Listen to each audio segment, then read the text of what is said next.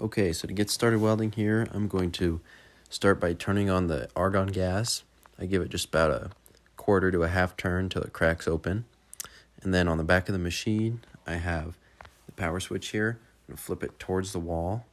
This is going to turn the machine on. We wait, and there's the screen. You can see the red numbers.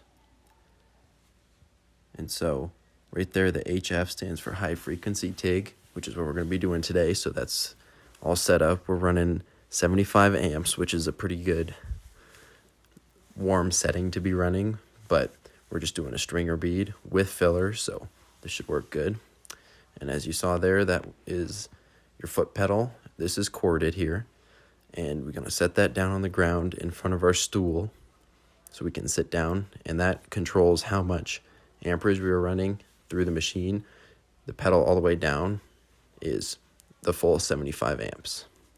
And so in order to complete a full circuit, I'm going to grab the ground clamp here, which has this open end on the back, and the ground connects onto the metal table here. You should be using a metal table in a weld shop. There's going to be a metal table. You connect your ground there, and then anything on the work table that you set down will be grounded, so you can weld onto any metal that's set down on the table. And now I go ahead off to the other side of the machine and grab the torch itself, which is connected with that long tube which has all of the needed tubing for the gas to flow through out the end of the nozzle there. We have the cup, and we have the handle right there, the hanger, which I can hang pretty much on anything that you can fit that down, which is convenient for quick storage and or just setting it down without arcing to anything that you don't want to arc to. And so here I have my tungsten. This is serrated. It's a 3/32, the gray. I'm going to walk over here to a grinding wheel.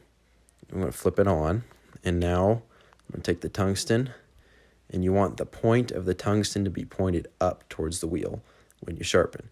And now you want to rotate clockwise or counterclockwise, doesn't really matter, but keep rotating it, and don't let it sit in one spot for too long, or you're just going to have a flat tungsten. We want a nice even point on the tip of the tungsten for the arc to travel right off of. So as you can see here, it's pretty well pointed. It's nice and clean, no contamination. And so we walk back into the welding booth, and you can see my metal there. We're going to be welding one of those pieces.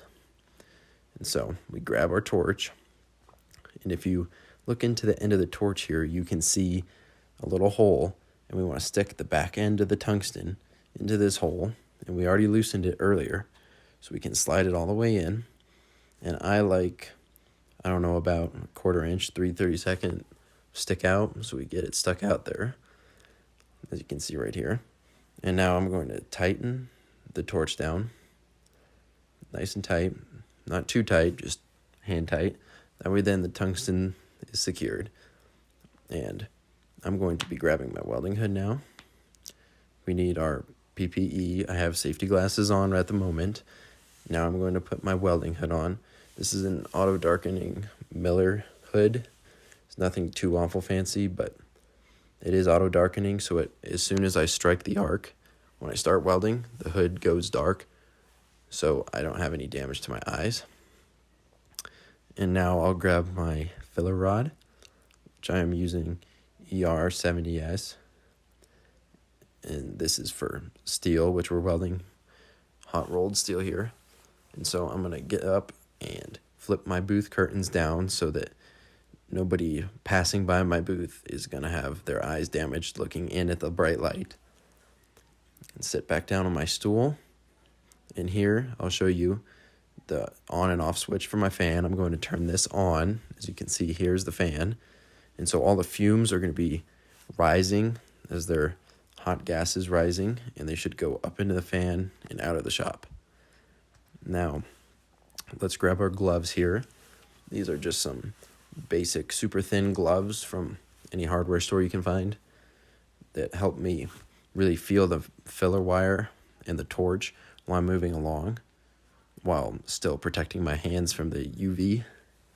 And so torch goes in the right hand, as you see, filler rod in the left. Unless you're left hand dominant, then you put the torch in your left hand. So I put my hood down, get my foot on the pedal. I push the pedal down, as you saw there, the light. That means the arc started. And I purposely have this little piece of railing in the way so that there's not blinding light, and you can actually see how my hand is here on the side with the filler rod. And you'll start to see in a few minutes here my torch come into the frame of the picture on the left there. As I move, TIG is very slow, and you want to watch that puddle develop and dip the filler rod in the front of the puddle as you go.